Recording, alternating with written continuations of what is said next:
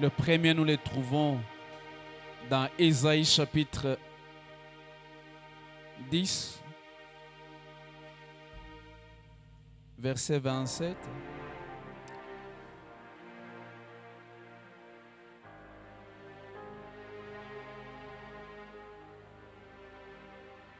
La Bible dit ceci. En ce jour, son fardeau sera ôté de dessus ton épaule et son joug de dessus ton cou. Et la graisse fera éclater les joues. J'aimerais le lire dans Darby. Écoutez ce que Darby dit. Il arrivera en ces jours-là. Je dirais, il arrive en ce soir.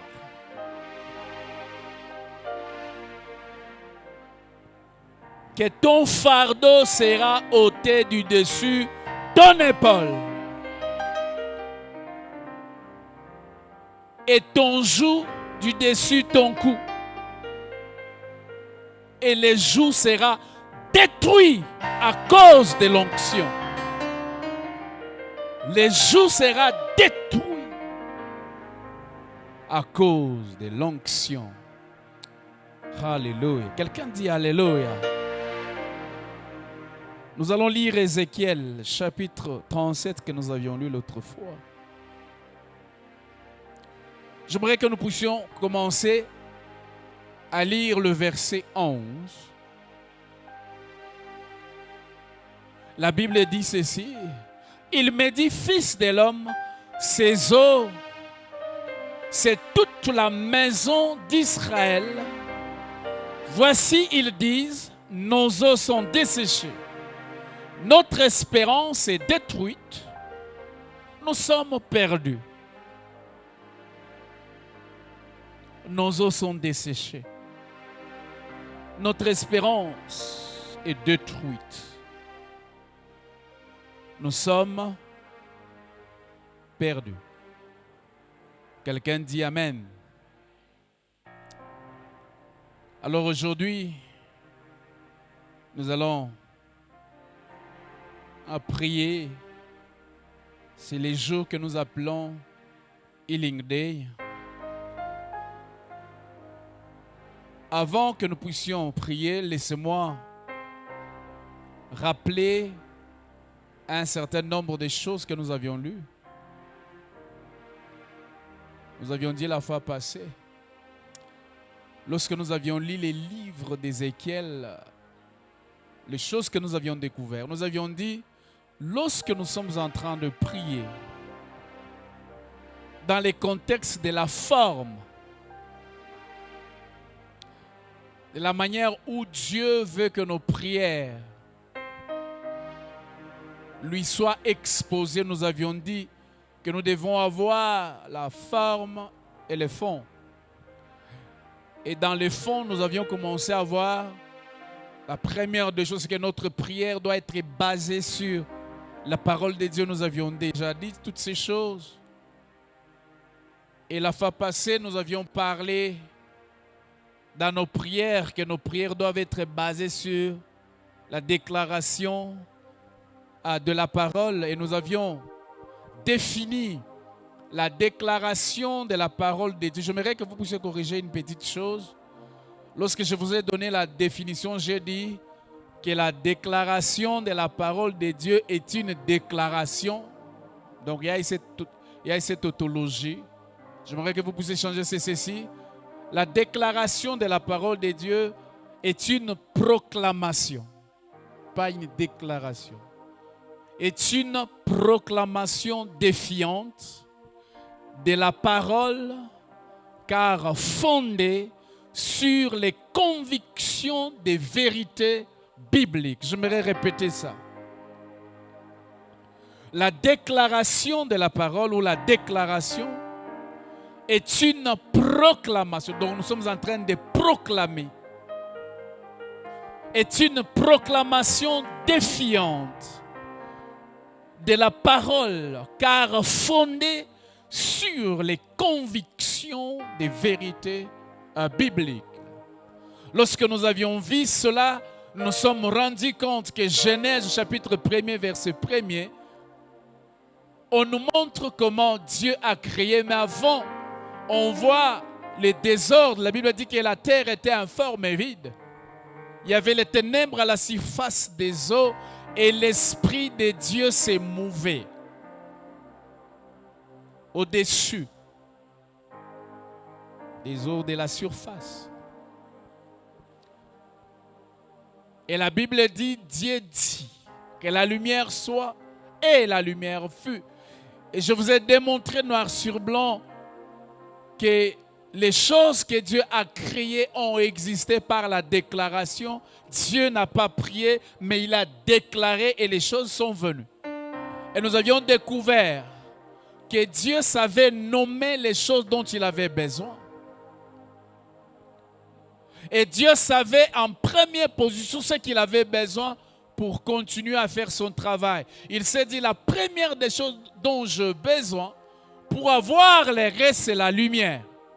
Et il dit que la lumière soit, et la lumière fut. Je prie ce soir que si la vie de quelqu'un est dans les ténèbres, que la lumière puisse jaillir. Et nous avions vu aussi l'exemple, le bel exemple de la déclaration de la parole qui se trouve dans Ésaïe. J'aimerais juste revenir sur les choses que nous avions vues et nous allons passer à la prière. Et les jours dans ta vie vont éclater ce soir. Je crois que quelqu'un allait dire Amen. Nous avions découvert 5 choses. Lorsque nous voulons faire une prière de déclaration et voir le résultat. Et lorsque vous lisez Genèse, vous allez vous rendre compte que Dieu lui-même a fait la même chose. Nous avions dit que la première des choses que nous devons faire, nous devons localiser. La localisation. Lorsque Dieu a pris Ézéchiel, il a déposé dans une vallée remplie d'ossements desséchés. C'était une localisation. La question que j'aimerais nous poser, dans quel domaine? Quelle est la localisation? Qu'est-ce que vous localisez ce soir? Vous devez localiser un domaine de votre vie. Quel est le domaine qui vous inquiète? Vous devez localiser, frère. La localisation.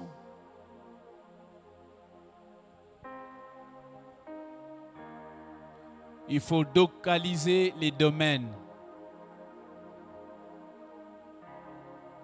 Vous devez localiser les domaines de votre vie où il y a les ténèbres, la sécheresse, la mort, le désespoir, toutes ces choses. Quel est le domaine de votre vie où ça ne fait pas bon à vivre? Est-ce que quelqu'un a saisi la localisation? Localiser. La deuxième des choses, frères et sœurs, lorsque vous avez localisé, vous devez faire l'évaluation et constater. Faire l'évaluation et les constats. Lorsque vous avez localisé, quel constat vous faites de votre vie? Alléluia. Quelle évaluation? Parce que l'évaluation vous aide à vous préparer. Si vous êtes en guerre, l'évaluation vous permet de réfléchir et d'avoir des stratégies. C'est dire avec la grandeur de cet ennemi, il nous faut autant de matériel ou de munitions de guerre. La Bible dit ceci au verset 2 d'Ézéchiel 37. La Bible dit, il me fit passer auprès d'eux, tout autour. Et voici, ils étaient fort nombreux à la surface de la vallée et ils étaient secs.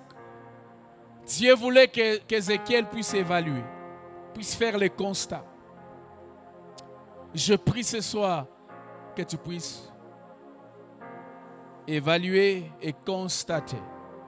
La troisième des choses, nous avions dit qu'après avoir fait les constats, l'évaluation et prendre conscience de la gravité du problème, si vous prenez conscience, alors vient l'étape où Dieu nous pose la question. Parce que vous avez localisé, vous avez constaté, vous avez fait l'évaluation, vous êtes devant un problème. Et Dieu vient, et il vient ce soir pour vous poser cette question. Est-ce de la mort peut jaillir la vie? Est-ce du désespoir peut jaillir l'espoir? Est-ce de ténèbres peut jaillir la lumière? Au fait, il est en train de vous poser la question, est-ce que votre situation peut changer? Dieu s'adresse à vous. Dieu s'adresse à votre foi. La Bible déclare qu'il vous sera fait selon votre foi. La manière dont vous voyez votre situation, croyez-vous que ça peut changer? Est-ce que quelqu'un comprend? Quatrième chose que nous constatons,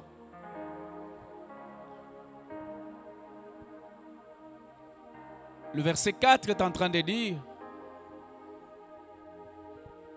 il me dit, prophétise sur ces eaux et dis-leur.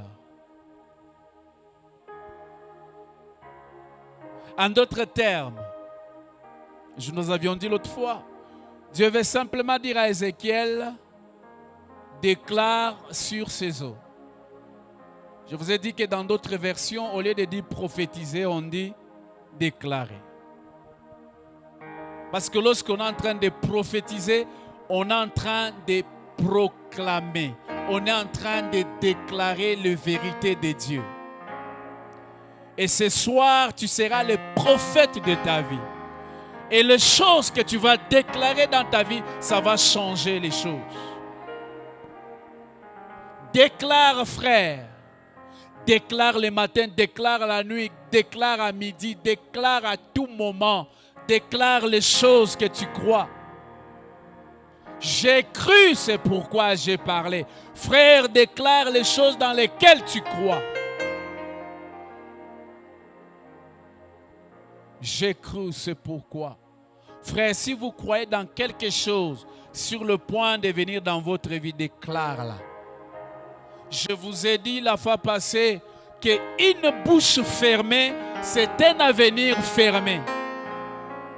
Mais quelqu'un qui veut un avenir glorieux, il doit parler. Parce que Dieu a parlé et il a vu le résultat de ses paroles. Quelqu'un dit Amen. Cinquième chose. Au verset 5, la Bible est en train de dire, j'ai prophétisé selon... j'aime. Il ne prophétise pas, il ne déclare pas de n'importe quelle manière. La Bible dit, j'ai prophétisé selon l'ordre que j'avais reçu. Nous avions posé la question, quel est cet ordre qu'Ézéchiel avait reçu? Le verset 4 nous le dit.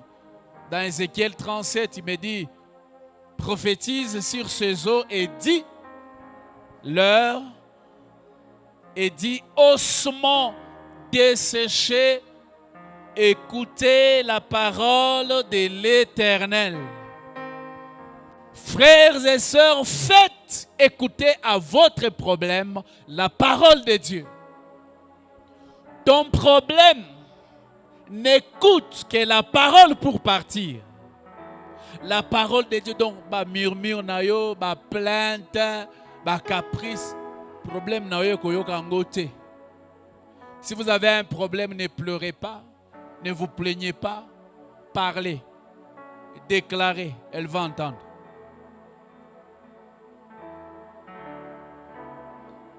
Votre situation n'écoute que la parole de Dieu déclarée pour disparaître de votre vie. Est-ce que quelqu'un est en train de saisir? Alléluia.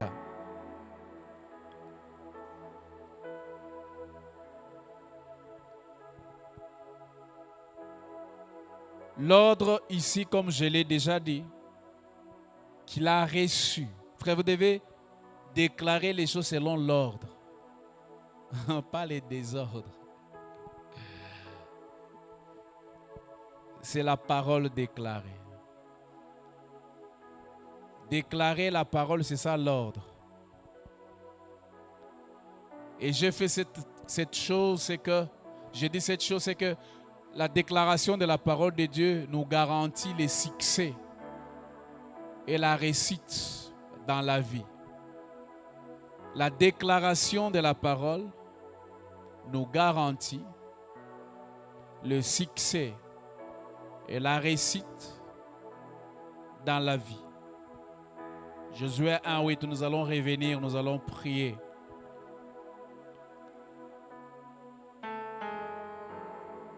J'aimerais juste nous dire ce que nous devons faire.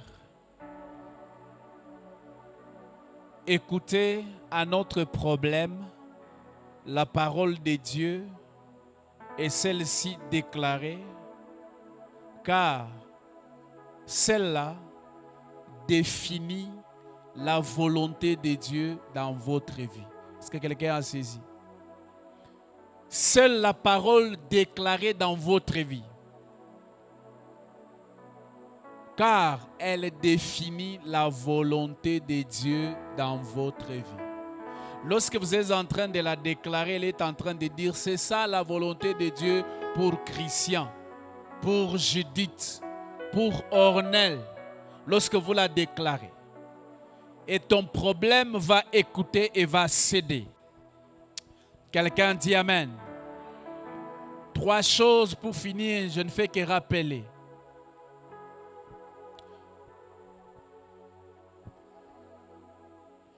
C'est que la déclaration de la parole fait dans notre vie 3 choses. La première, la déclaration de la parole de Dieu hâte l'accomplissement des promesses de Dieu dans notre vie. Je me répéter, la déclaration de la parole de Dieu, elle hâte l'accomplissement des promesses de Dieu dans notre vie. Deuxième chose, la déclaration de la parole de Dieu met l'Esprit de Dieu et les anges en action. La troisième des choses, elle appelle à l'existence les choses qui n'existent pas. Si vous voulez que des choses qui n'existent pas viennent dans votre vie, apprenez à déclarer la parole de Dieu. Est-ce que quelqu'un peut s'élever à acclamer le roi des rois?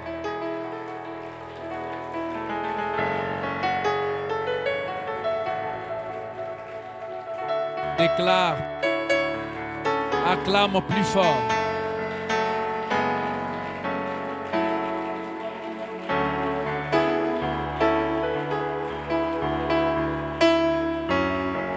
Amen.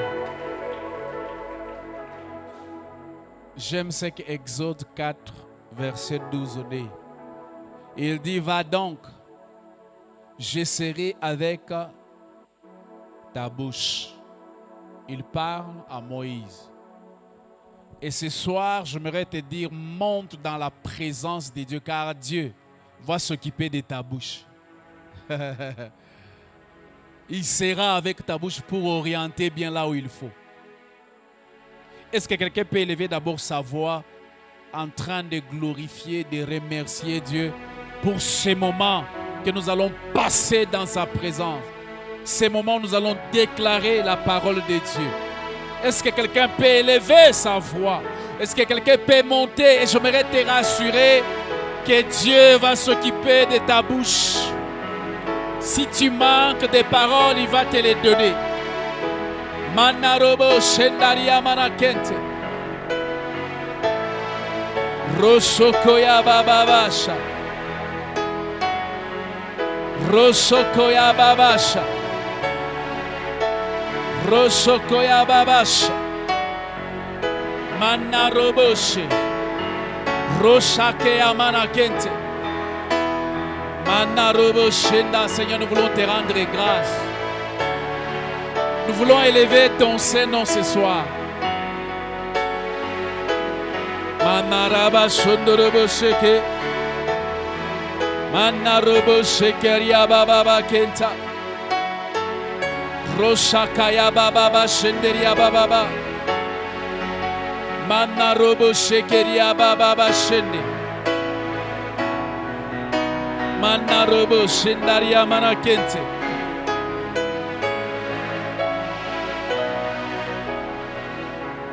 Manarobo Shendarabakanta. Yuraba Baba Baba Shondoroboshe. Roshakaya Baba Baba Baba Shende.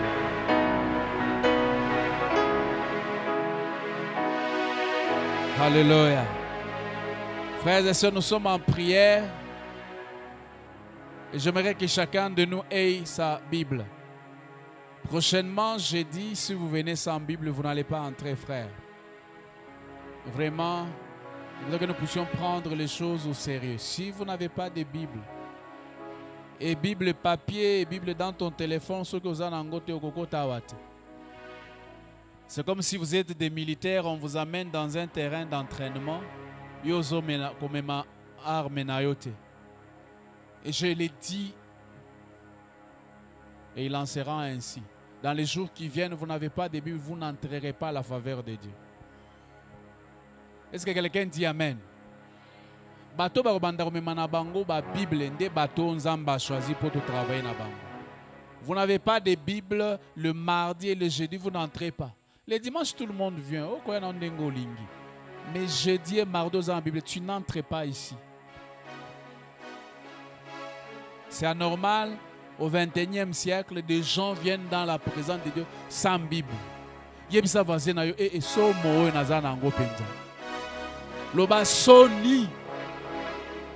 C'est honteux de venir dans la maison de Dieu sans la Bible.